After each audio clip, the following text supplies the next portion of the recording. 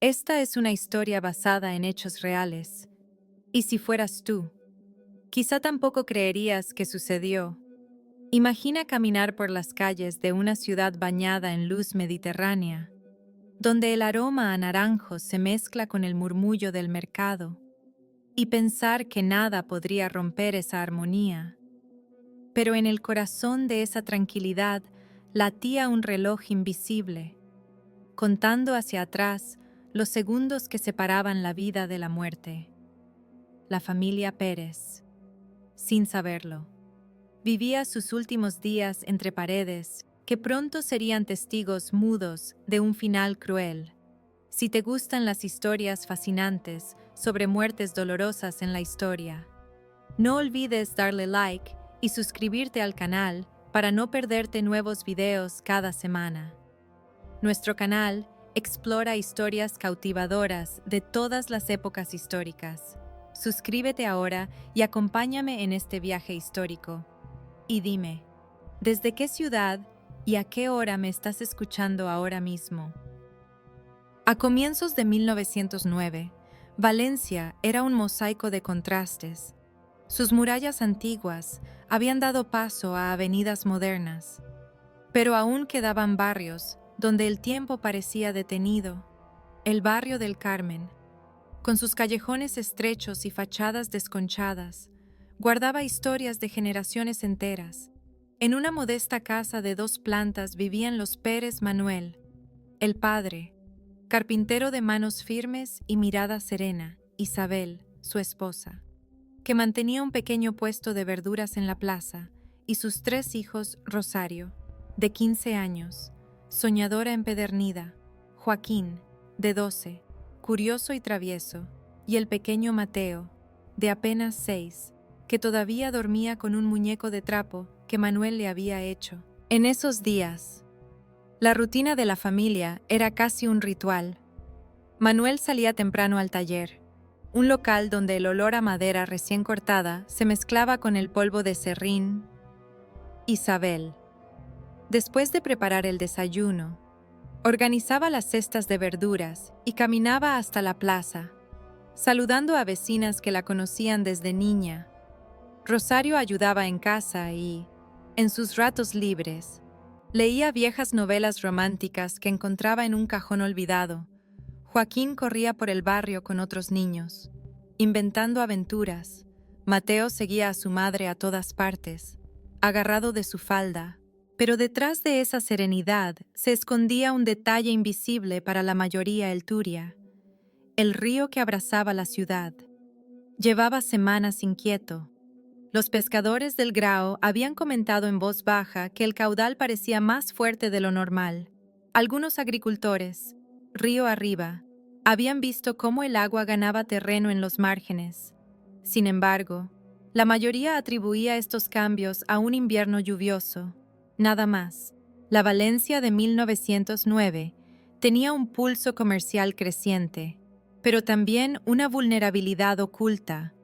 El sistema de alcantarillado era limitado, y muchos barrios aún dependían de acequias abiertas.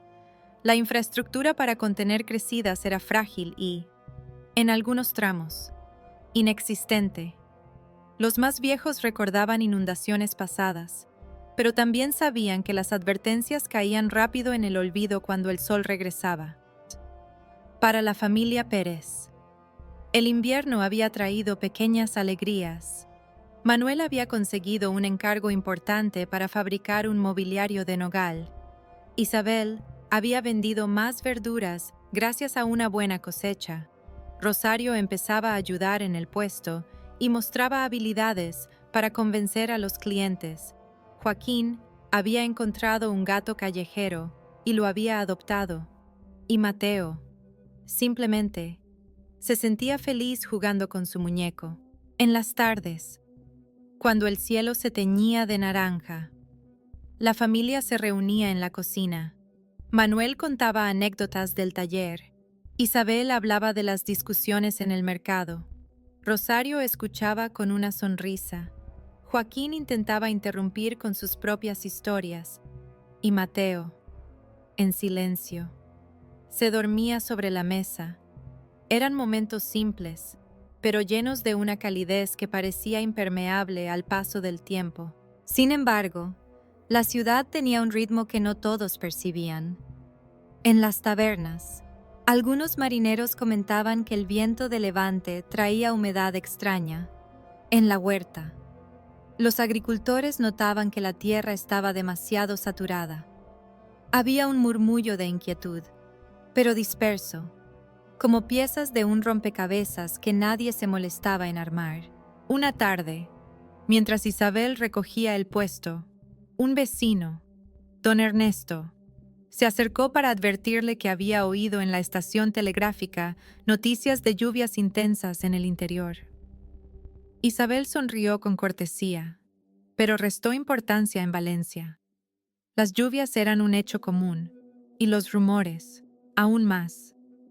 Esa misma noche, en la mesa, mencionó la advertencia a Manuel, quien la escuchó mientras lijaba una tabla. Él tampoco le dio demasiado peso, al fin y al cabo. Habían pasado años sin que el río diera problemas serios.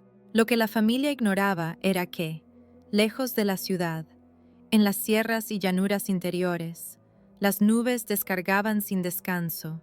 El agua, implacable, corría hacia el Turia, hinchándolo como una vena a punto de estallar, en silencio. La naturaleza escribía una cuenta atrás que pronto alcanzaría a todos. Y en medio de todo, la vida de los Pérez seguía su curso. Rosario escribía en un cuaderno poemas sobre amores imposibles. Joaquín planeaba construir una balsa para navegar por una acequia cercana.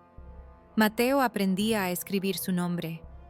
Nadie imaginaba que cada uno de esos gestos cotidianos estaba marcado por un destino que, aunque invisible, ya había comenzado a acercarse. Los días previos al desastre comenzaron con una calma engañosa, de esas que parecen anunciar más un cambio de estación que una tragedia. El aire se volvió más denso, saturado de humedad, y un leve olor a tierra mojada persistía incluso cuando el sol iluminaba las calles. En el puerto, los marineros notaban que el horizonte se veía borroso, como si una cortina gris difuminara el límite entre mar y cielo. Sin embargo, en la ciudad, la rutina no se detenía. El tranvía continuaba su recorrido chirriante, los vendedores pregonaban su mercancía, y el bullicio de la Plaza Mayor ocultaba cualquier presagio inquietante. En la casa de los Pérez, aquel ambiente extraño despertaba reacciones distintas. Isabel, acostumbrada a interpretar el tiempo por el olor de las verduras y la textura de las hojas, percibía algo inusual. La humedad hacía que sus cestas de mimbre se ablandaran antes de lo normal.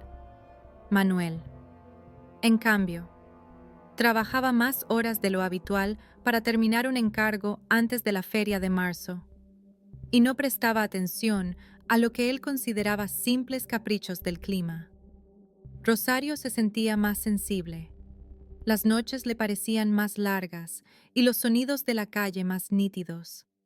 Joaquín aprovechaba para pasar más tiempo junto al río, fascinado por el rugido cada vez más grave del agua, mientras Mateo, ajeno a todo, perseguía palomas en la plaza. A medida que avanzaba la semana, las señales se hicieron más evidentes para quienes sabían mirar. El nivel del Turia subía de forma constante. Aunque no alarmante todavía, en las huertas cercanas, los canales de riego comenzaban a desbordarse en pequeños tramos y algunos cultivos quedaban bajo una fina lámina de agua. Los agricultores discutían entre sí sobre si era prudente reforzar los diques improvisados. Pero muchos pensaban que era un esfuerzo innecesario. El río había sido generoso durante generaciones y, aunque traicionero, siempre parecía devolver la calma después de sus enfados. Esa misma semana, en una pequeña taberna cercana a la lonja, Un grupo de pescadores comentaba un rumor que había llegado desde el interior lluvias torrenciales en la provincia de Teruel, con pueblos enteros aislados.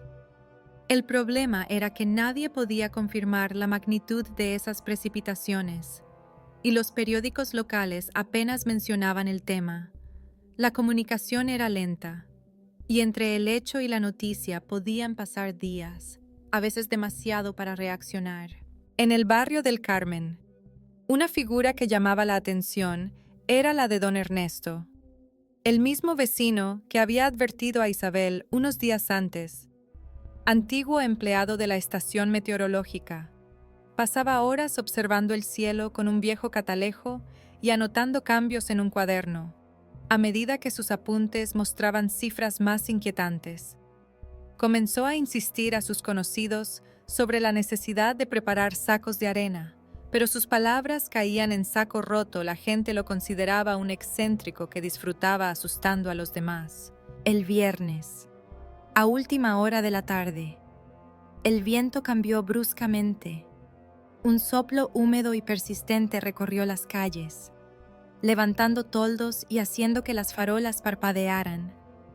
El cielo se cubrió de un gris espeso que no dejaba ver el atardecer. Isabel, al cerrar su puesto, notó que la plaza estaba más silenciosa de lo habitual. Incluso los niños jugaban menos. Esa noche, mientras cenaban, el ruido del río llegó hasta la casa, un murmullo grave que parecía venir desde el subsuelo. Joaquín, emocionado, dijo que el Turia sonaba como un gigante despertando. Rosario, en cambio, se estremeció. Las primeras gotas llegaron el sábado al amanecer. No eran intensas, pero persistían sin descanso. El mercado se instaló de todos modos, aunque los puestos se cubrieron con lonas improvisadas. Isabel se quejaba de que la lluvia espantaba a los compradores, y Manuel decidió quedarse en casa para reparar una silla. Escuchando el golpeteo constante en el tejado, durante el almuerzo, Rosario comentó que había visto al gato de Joaquín subir al altillo y no bajar en todo el día. Como si buscara refugio, nadie le dio importancia, pero ese detalle quedaría grabado en su memoria. El domingo, la lluvia ya no era un telón de fondo, se convirtió en protagonista. Calles empedradas se transformaron en arroyos y el agua corría con fuerza hacia las alcantarillas, que empezaban a rebosar.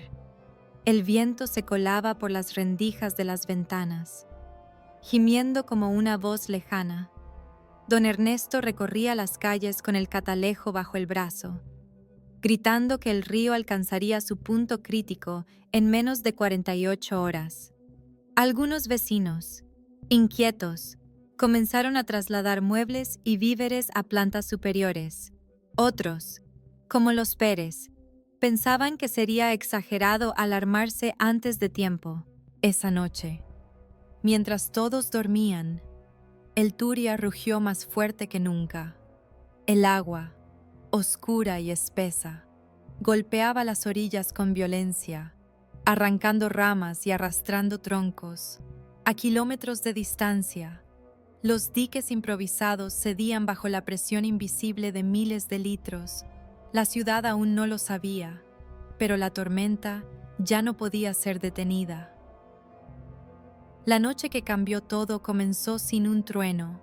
La lluvia, que había sido constante durante días, se transformó en un látigo líquido que golpeaba con fuerza los tejados, las persianas y el empedrado.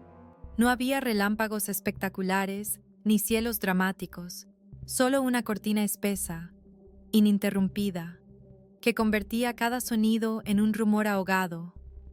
El Turia, invisible en la oscuridad, ya se había tragado los márgenes y corría, desbocado, hacia el corazón de Valencia. En la casa de los Pérez, el agua primero se hizo presente como un susurro extraño en el patio trasero, un borboteo irregular que Manuel notó cuando fue a cerrar la contraventana. Al abrirla, vio que las baldosas ya estaban cubiertas por una lámina de agua turbia que avanzaba centímetro a centímetro. cerró de golpe, conteniendo un escalofrío, en la cocina. Isabel guardaba lo último de la cena cuando sintió que el suelo estaba más frío y húmedo. Aún no había miedo, pero sí una sensación de algo fuera de lugar. Rosario, que leía junto a la lámpara de aceite. Fue la primera en escuchar el ruido grave que venía de la calle, un arrastre de piedras y madera. Miró por la ventana y, bajo la tenue luz de un farol, vio cómo un cubo vacío pasaba flotando, seguido de una tabla. La imagen la dejó inmóvil. Joaquín, al escucharla gritar, corrió hacia la puerta y la abrió apenas unos centímetros. Un olor a barro y vegetación podrida entró con fuerza, junto con el rumor imponente del agua. El primer momento de pánico llegó cuando Mateo, medio dormido, apareció en la sala con su muñeco empapado. El pequeño había intentado bajar a buscarlo, pero el agua ya le cubría los tobillos. Isabel lo tomó en brazos y, sin decir palabra, subió con él a la planta superior. Manuel empezó a mover muebles, intentando bloquear la entrada del agua, pero pronto comprendió que no serviría de nada. El nivel subía más rápido de lo que podía imaginar. En las calles del barrio del Carmen, las casas más bajas se convirtieron en trampas. Algunos vecinos corrían con candiles, gritando nombres. Otros arrastraban colchones hacia los pisos altos. Los animales, desorientados, escapaban por donde podían. Gallinas sobre los muros, perros nadando a contracorriente, caballos relinchando en patios inundados. Desde el puente más cercano, algunos hombres intentaban evaluar el alcance, pero la oscuridad y la lluvia les reducían la vista a unos metros. Dentro de la casa de los Pérez, la tensión se transformó en un silencio inquieto. Solo se oían los golpes sordos del agua contra las paredes y el crujido de la madera cediendo. Rosario sostenía una vela que temblaba tanto como sus manos. Joaquín observaba, fascinado y aterrorizado, cómo por la rendija de la escalera el agua avanzaba como una bestia paciente. Manuel intentó abrir la ventana del piso superior para pedir ayuda, pero la lluvia era tan intensa que nadie podía oírle. En un momento que quedó grabado para siempre, una parte del muro del patio cedió con un estruendo. Un torrente de agua marrón entró con una fuerza brutal, derribando la mesa y empujando contra la escalera todo lo que encontraba. El ruido era ensordecedor y el frío, cortante. Mateo lloraba aferrado al cuello de su madre, mientras Rosario trataba de tapar con un trapo la ranura de la ventana para que no entrara más lluvia. La idea de evacuar cruzó por la mente de Manuel, pero las calles ya eran ríos intransitables. En la distancia, se escuchaban gritos mezclados con el arrastre de objetos pesados y el chocar de maderas. La lámpara de aceite parpadeó y, al cabo de unos segundos, se apagó, dejando la planta alta en una penumbra espesa, rota solo por el resplandor de los relámpagos lejanos. En ese instante, Joaquín creyó escuchar la voz de un vecino llamándolos desde fuera. Se asomó y vio a una figura con un farol, luchando por avanzar en el agua que le llegaba al pecho. Era don Ernesto. Gritaba que subieran al tejado. Manuel dudó. El acceso al tejado era por una trampilla estrecha y empinada, y el viento podía arrancar de cuajo cualquier apoyo, pero quedarse significaba esperar a que la casa cediera. Con la determinación de quien no tiene otra opción, Manuel levantó la trampilla. El aire frío y húmedo entró con violencia. Rosario subió primero, empapándose al instante. Isabel, con Mateo en brazos, la siguió. Joaquín, pálido pero decidido, trepó detrás. Manuel fue el último, cerrando la trampilla mientras el agua ya cubría el último peldaño visible. Desde el tejado, la escena era irreal. Un mar turbulento ocupaba las calles. Las farolas se mecían como si fueran a desprenderse. y objetos imposibles flotaban un armario, una jaula vacía, un banco de iglesia, los Pérez, abrazados, sintieron que el mundo había cambiado para siempre y que el amanecer, si llegaba, no se parecería a ninguno que hubieran conocido. El tejado se convirtió en un islote precario en medio de un océano desatado. La lluvia, incansable, golpeaba los rostros como pequeñas piedras heladas, y el viento arrancaba jirones de tejas que desaparecían en la oscuridad. Desde arriba, los Pérez podían ver linternas que se movían lentamente por la superficie del agua. Eran vecinos intentando rescatar a otros o arrastrando consigo lo poco que podían salvar. Sin embargo, cada movimiento parecía una lucha contra una fuerza invisible que todo lo devoraba. Don Ernesto, aún con el farol en alto, trató de llegar hasta una azotea contigua donde había dos mujeres gritando, pero la corriente le obligó a retroceder.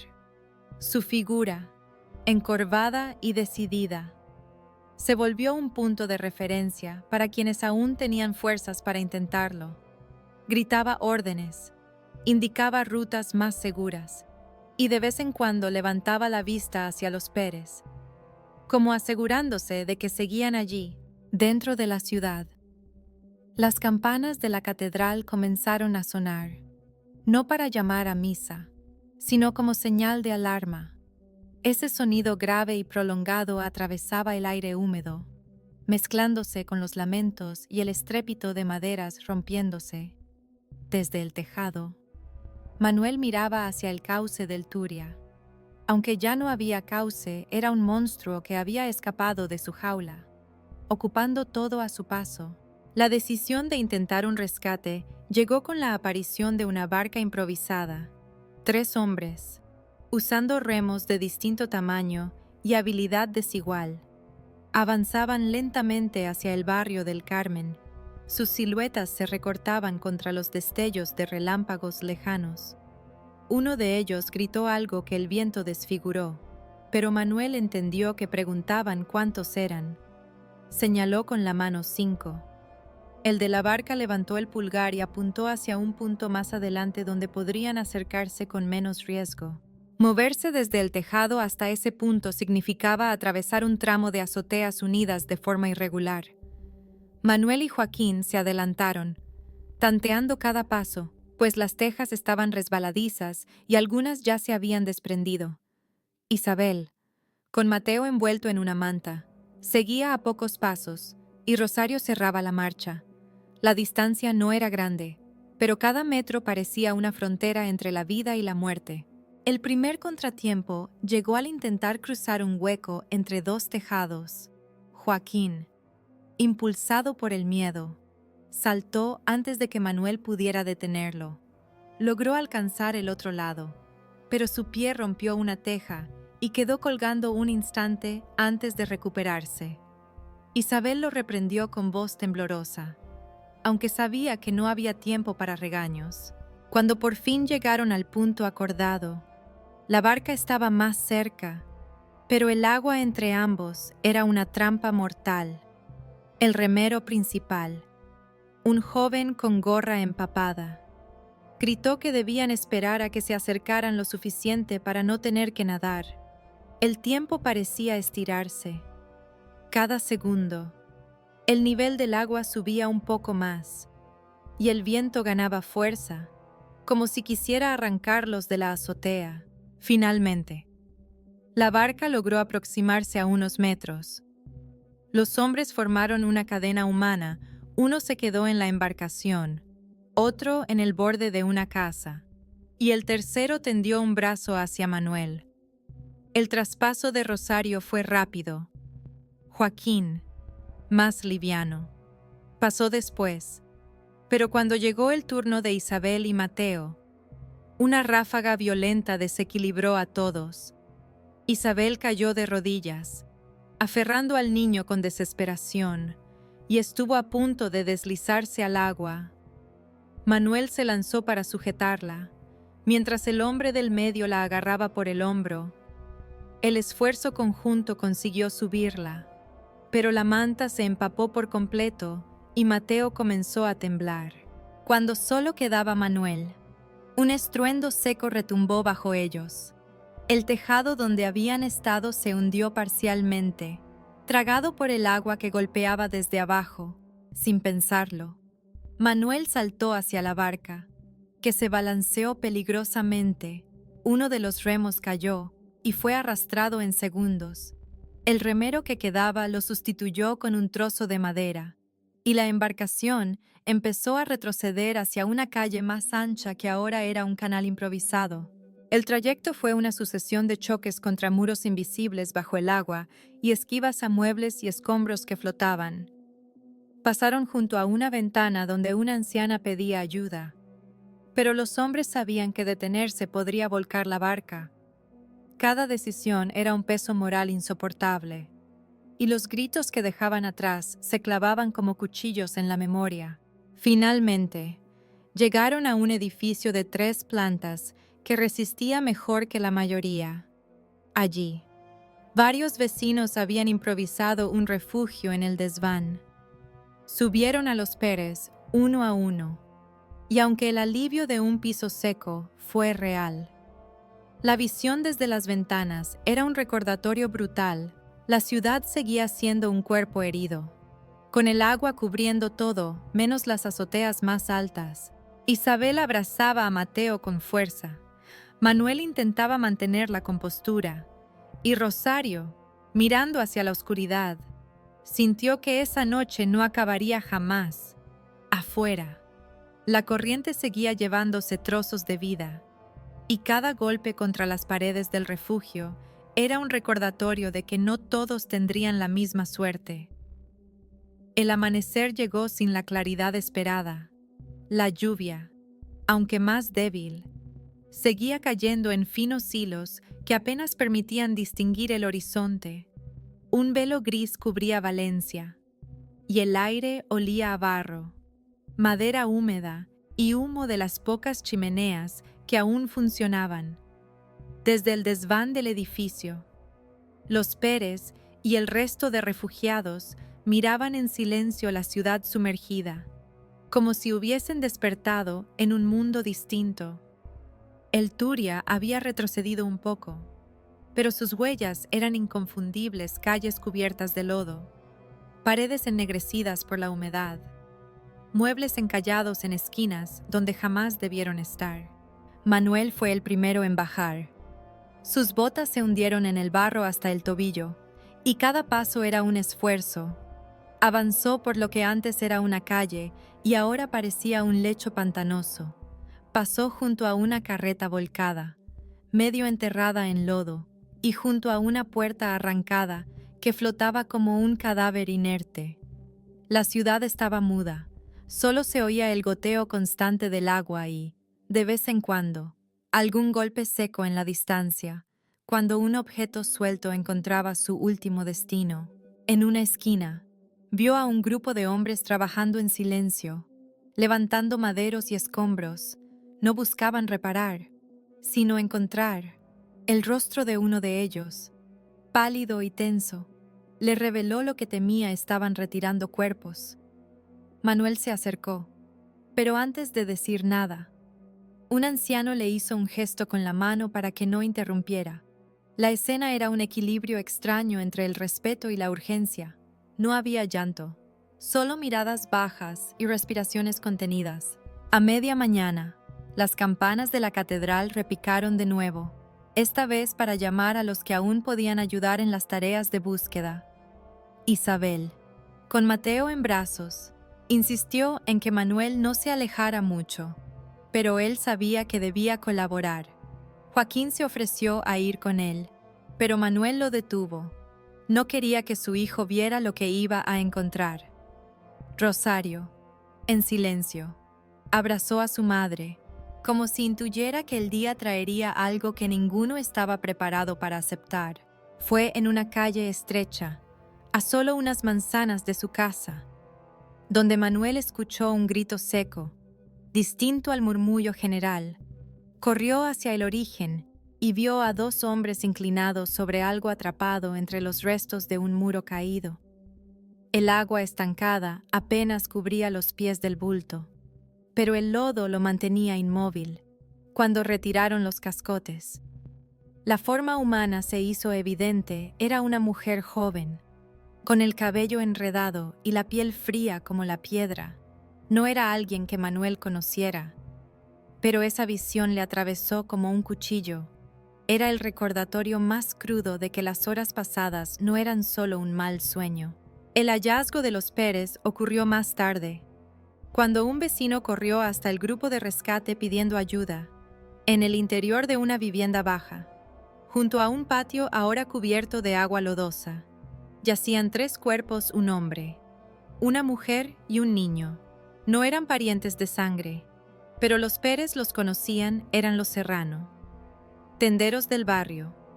Isabel, al enterarse, sintió un mareo que casi la hizo caer.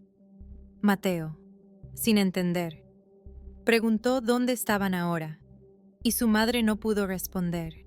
Las horas siguientes fueron una sucesión de imágenes que se grabarían para siempre en la memoria de quienes estaban allí. Carros improvisados llevaban los cuerpos hasta la Plaza Mayor, donde se organizaban las primeras identificaciones. Familias enteras buscaban con desesperación a los suyos, algunos con la esperanza rota en el rostro, otros negándose a aceptar lo que veían. El barro manchaba las ropas, los cabellos y hasta las lágrimas, mezclándose todo en un mismo tono opaco.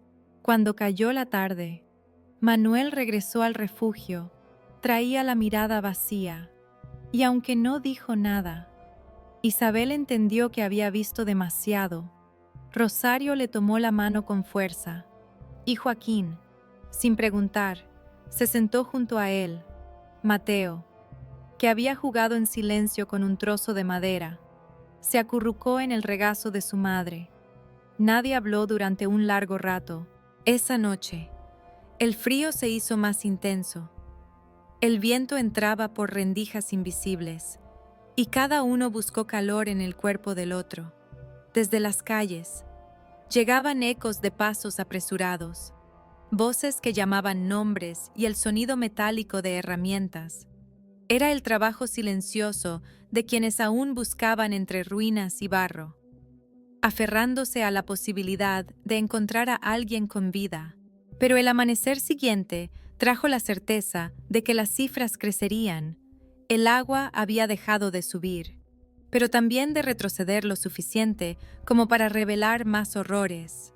Y así, la familia Pérez entendió que la tragedia de esa noche no se mediría solo en casas destruidas, sino en las vidas que la corriente había arrancado sin piedad. La noticia de la magnitud de la catástrofe se propagó más rápido que la propia crecida. En la Valencia de 1909, donde los rumores viajaban de boca en boca y las campanas eran el altavoz más potente. La tragedia pronto dejó de ser un hecho aislado del barrio del Carmen para convertirse en una herida abierta que atravesaba toda la ciudad. El ayuntamiento improvisó un centro de coordinación en el edificio consistorial, donde concejales, voluntarios y miembros de la Guardia Civil discutían sobre cómo organizar los rescates y la asistencia.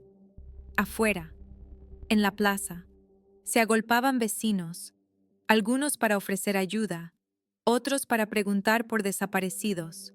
La familia Pérez, todavía en el refugio, se convirtió en testigo del desfile silencioso de cuerpos que pasaban frente al edificio donde se resguardaban. Eran llevados en carretas cubiertas con mantas o en improvisadas camillas de madera. A cada paso, alguien se adelantaba para levantar la tela con la esperanza o el temor de reconocer un rostro. Rosario no podía apartar la vista, aunque cada descubrimiento la estremecía. Joaquín, en cambio, buscaba distraerse mirando al techo, fingiendo que las gotas que se colaban por las tejas eran todo lo que le preocupaba. Los funerales comenzaron casi de inmediato, las iglesias, incapaces de albergar tantas ceremonias. Abrieron sus puertas para velatorios colectivos. En la parroquia cercana a la casa de los Pérez, las bancas fueron retiradas para colocar decenas de ataúdes alineados. Isabel asistió a uno de estos funerales, no solo para rendir homenaje a los Serrano, sino también porque necesitaba comprender, en medio del dolor, que la muerte no se había llevado solo a su familia, sino a toda la comunidad. El olor a cera, incienso y humedad formaba una mezcla espesa que impregnaba la ropa y la piel. Mientras tanto, las autoridades buscaban responsables. Los periódicos locales publicaban artículos incendiarios, señalando la falta de mantenimiento en los diques y la ausencia de planes de emergencia. En las tertulias de café, se discutía si la tragedia era fruto exclusivo de la naturaleza o si la negligencia humana había acelerado el desastre. Don Ernesto, convertido en una figura conocida por sus advertencias previas, fue entrevistado por un periodista y sus palabras resonaron en la edición del lunes. No fue el río quien mató, sino la sordera de quienes no quisieron escucharlo. El impacto psicológico en los supervivientes era evidente. Muchos se negaban a dormir bajo techo por miedo a que las paredes cedieran. Otros, como una anciana vecina de los Pérez, pasaban horas junto al río, observando el agua como si esperaran que devolviera algo. Rosario comenzó a escribir en su cuaderno no solo poemas, sino también descripciones crudas de lo que había visto el gato del mercado flotando en una cesta, una muñeca atrapada en una rama, el sonido hueco de una puerta chocando contra un muro. Joaquín, por su parte, empezó a mostrar una inquietud silenciosa. Ya no corría por las calles ni pedía ir al río. En medio de todo, la solidaridad crecía. Los vecinos que aún tenían algo para dar compartían pan, leña y mantas. En el refugio, una mujer que había perdido a sus 2 hijos cuidaba de Mateo como si fuera suyo, dándole trozos de pan empapados en leche caliente. Manuel, aunque abatido, ayudaba en la reparación de casas que todavía podían salvarse, trabajando hasta que la luz se desvanecía y las manos le ardían de frío. Las noches, sin embargo, seguían siendo el peor momento. El silencio estaba roto solo por el ulular del viento y, a veces, por el lamento ahogado de alguien que no podía contener el dolor. Isabel, en esas horas, se aferraba a Mateo y repasaba mentalmente todo lo que tenían que reconstruir la casa, el negocio, la vida misma. Sabía que el dolor dejaría cicatrices invisibles y que cada rincón de Valencia guardaría, de ahí en adelante, un recuerdo incómodo del agua. A finales de la semana, las autoridades comenzaron a repartir ayudas modestas, algo de dinero, materiales de construcción, promesas de reconstrucción rápida, pero la gente sabía que muchas de esas promesas se diluirían con el tiempo. Lo que no se diluiría, en cambio, era la imagen del barrio transformado en un laberinto de paredes húmedas y calles que aún olían a río. La familia Pérez había sobrevivido, pero cada uno llevaba consigo una marca distinta, Manuel. La de las decisiones que casi cuestan la vida, Isabel. La de las imágenes que nunca podrá olvidar, Rosario. La de las palabras que ahora nacían de la tragedia, Joaquín.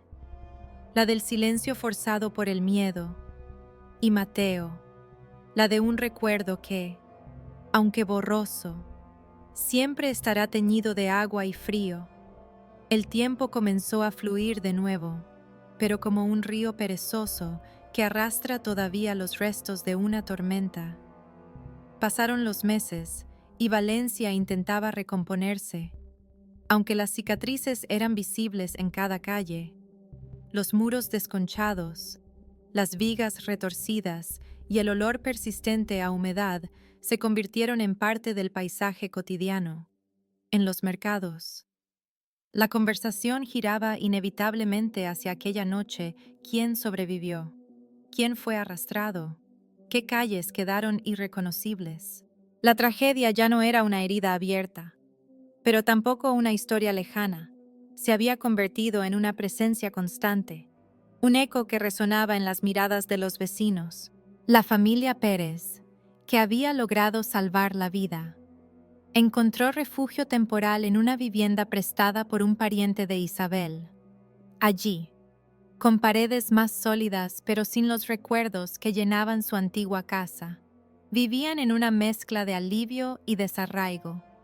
Manuel dedicó sus días a reconstruir su taller, ahora reducido a una pila de maderas mojadas y herramientas oxidadas. Cada clavo que golpeaba, cada tabla que cortaba, era un intento de imponerse sobre el caos que la inundación había dejado. Isabel, por su parte, regresó poco a poco al mercado, aunque la clientela había disminuido drásticamente. A veces, al vender sus verduras, notaba en los rostros de los compradores esa misma melancolía que ella intentaba ocultar. Rosario comenzó a leer en voz alta sus escritos a un pequeño grupo de vecinos que se reunían por las tardes. Sus relatos mezclaban recuerdos, imágenes y símbolos que, sin nombrarla directamente, hablaban de la noche de la inundación. Algunos lloraban, otros simplemente escuchaban con los ojos fijos en el suelo. Joaquín, en cambio, permanecía más callado que nunca. Había cambiado las correrías por largos paseos solitarios, siguiendo el curso del río desde una distancia prudente, como si quisiera entenderlo y temerlo a la vez. Mateo, demasiado pequeño para comprender del todo, jugaba con nuevos muñecos, pero aún buscaba de vez en cuando el de trapo que Manuel le había hecho antes del desastre. La ciudad, mientras tanto, transformó la tragedia en un relato colectivo. Se organizaron misas anuales en honor a las víctimas, y las campanas que aquella noche habían sonado como aviso, ahora lo hacían como recordatorio.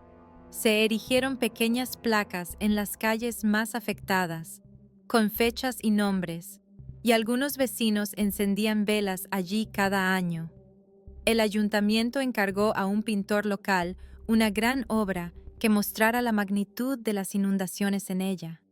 Las figuras humanas parecían diminutas frente a la fuerza del agua, y la familia Pérez juró reconocerse en uno de esos grupos, aunque el autor nunca lo confirmó. Con el tiempo, las generaciones más jóvenes comenzaron a escuchar la historia como quien oye una leyenda, pero para quienes estuvieron allí, no había nada de mítico, solo la crudeza de una noche interminable. La palabra Turia dejó de ser solo un nombre geográfico para convertirse en sinónimo de respeto y temor. Los testimonios recogidos en los meses posteriores se guardaron en archivos municipales y en cartas privadas, muchas de ellas escritas con una urgencia que revelaba la necesidad de no olvidar. En el corazón de los Pérez, la tragedia no se midió únicamente en lo que se perdió, sino en la certeza de que todo lo que parecía estable podía desaparecer de un momento a otro. Esa conciencia cambió su manera de vivir. Manuel se volvió más atento a las señales de la naturaleza. Isabel valoraba cada jornada de mercado como un regalo. Rosario se aferraba a la escritura como a un salvavidas. Joaquín aprendió a escuchar antes de actuar. Y Mateo creció con una historia que no recordaba, pero que marcaba cada decisión familiar. Años después, en una tarde serena, la familia volvió a pasar por lo que quedaba de su antigua casa. La estructura estaba irreconocible: un muro lateral, una puerta que ya no conducía a ninguna parte, y un árbol que había crecido donde antes estaba la cocina. Nadie dijo nada. El silencio fue un acuerdo tácito, un acto de respeto hacia el lugar donde habían perdido todo menos la vida. Cuando se marcharon, Manuel, sin mirar atrás, tomó la mano de Isabel y juntos siguieron caminando. Así. La tragedia de la familia Pérez y las inundaciones históricas de Valencia en 1909 se instaló para siempre en la memoria colectiva, no solo como un suceso, sino como una advertencia, porque las aguas retroceden, pero la marca que dejan en quienes las han visto de cerca jamás desaparece. El tiempo suaviza los bordes más filosos de los recuerdos, pero no borra la forma de las cicatrices. La historia de la familia Pérez y de tantas otras en la Valencia de 1909 no es únicamente un registro de pérdidas materiales o de cifras frías en un archivo municipal. Es, sobre todo, un relato humano que condensa miedo, resistencia y el complejo proceso de aprender a vivir después de que todo lo conocido ha sido arrasado. Cuando las aguas del Turia se retiraron, dejaron tras de sí más que lodo y escombros, dejaron preguntas que resonaron durante décadas sobre cómo prevenir, cómo escuchar las advertencias y, sobre todo, cómo cuidar de lo que parece seguro hasta que deja de serlo. En las calles que alguna vez fueron canales improvisados, los niños volvieron a jugar.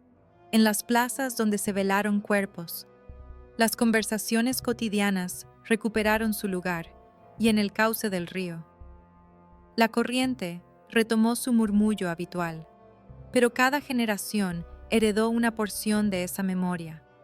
Los relatos orales, las crónicas de periódico y las cartas familiares tejieron una red invisible que mantenía viva la experiencia. Para que no fuera reducida a una fecha en un calendario escolar, la familia Pérez, con su historia atravesada por el agua, simbolizó para muchos la fragilidad de la vida y, al mismo tiempo, la obstinada voluntad de seguir adelante. Sus gestos, un taller reconstruido, un puesto de verduras reabierto, unas páginas escritas en silencio, se convirtieron en testimonios de que la tragedia no termina cuando baja el agua, sino cuando se acepta que hay que caminar con ella a cuestas. Y así, en cada aniversario, cuando las campanas suenan y el aire húmedo parece traer ecos de aquella noche, Valencia recuerda que hay historias que, aunque marcadas por la pérdida, siguen latiendo como advertencia y como promesa de no olvidar.